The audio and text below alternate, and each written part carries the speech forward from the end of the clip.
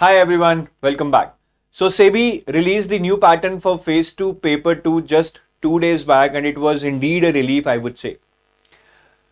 Relief इसलिए नहीं कि सेबी ने पैटर्न को हमारी फेवर में कर दिया है या अगेंस्ट कर दिया है. The relief is mainly that SEBI came up with this information in a timely manner I would से. हालांकि ये भी लेट है but you cannot challenge the authority of this organization even if they would have come up with this information on 25th of August or 20th of August. तो ठीक ठाक time पे आ गई है. You can plan your preparation and we can also update the mock test in a timely manner.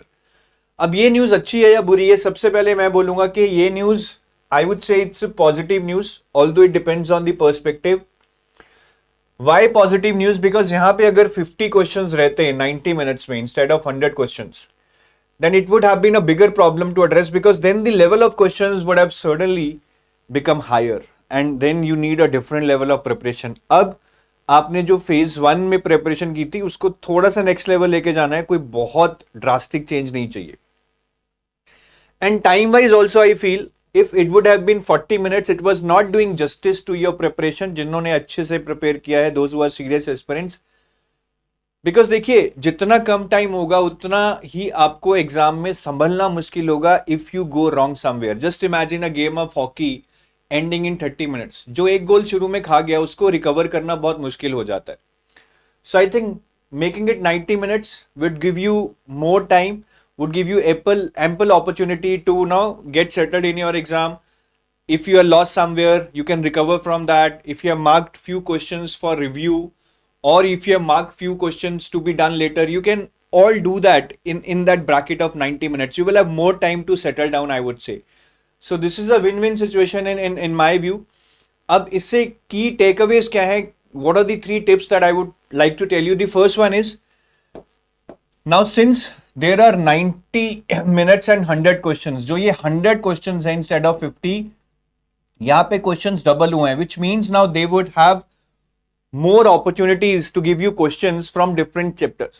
जो हम ये important chapters की बात करते थे कि हम वही करेंगे या फिर कोई selected topics करेंगे, I think now that has to go out of the picture because पहले इतने सारे subjects थे, syllabus बहुत ज़्यादा था, तो 50 क्वेश्चन सेट करते हुए they just had to set questions from the most important topics, but now they are making it 100 questions, which means there can be some trivial questions also.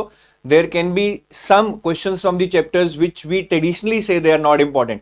क्योंकि अब scope बढ़ गया है नंबर ऑफ क्वेश्चंस का, तो scope of coverage of your syllabus will become better in your exam.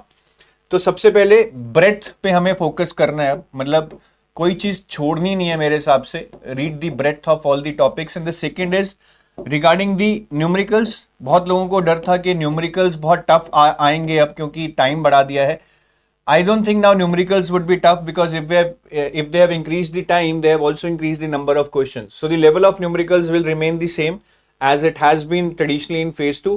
But हाँ, numericals का weightage I would say will increase in the same proportion as the number of questions. पहले 12-13 आते थे out of 50, now we can say 25 out of 100 numericals can come. तो numericals आप छोड़ नहीं सकते.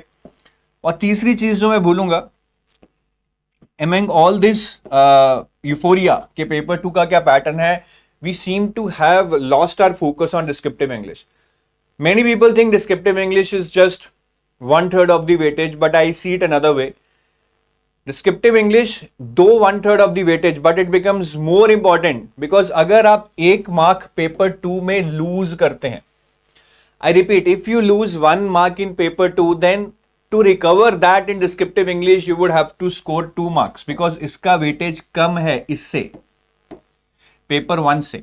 तो पेपर 1 में 1 मार्क लूज करोगे तो डिस्क्रिप्टिव इंग्लिश में 2 मार्क्स चाहिए. So the importance of descriptive English increases. और पेपर 2 तो सब प्रिपेयर कर रहे हैं, बहुत ज्यादा मेहनत कर रहे हैं. That I think is something you need to do to be at par with the serious aspirants. But what can make difference is descriptive English. तो इसको इग्नोर मत कीजिए. All it needs to be done at your side is कि आप अच्छे से पहले rules समझ लो of essay, precis, comprehension, then just practice 1 test on alternate day of 60 minutes where you attempt all the 3 questions. इतने मॉक टेस्ट नहीं है तो खुद से बना लो यार, 3 क्वेश्चन ही तो बनाने हैं. Then attempt that during the day, morning और the night time, whenever you feel comfortable.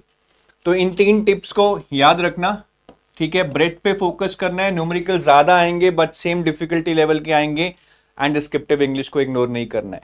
And with that I take you leave. I wish you best of luck. I know this is a very crucial time. बहुत सारे thoughts आ रहे होंगे दिमाग में कि मेरा clear होगा या नहीं, मैं क्या करूं ऐसा कि श्योर हो जाए, अरे मैं गलत तो नहीं जा रहा। But just believe in yourself, just believe your gut. जहां पे बहुत ज्यादा डाउट है, consult your mentors, consult your friends, ठीक है। कुछ भी एज्यूम मत कीजिए और अपना बेस्ट दीजिए। जो बेस्ट देगा, जो सच्चे से मेहनत करेगा, स्मार्ट वर्क करेगा, I am sure he is going to get the interview call, if not the final selection. Thank you, have a nice day, bye bye.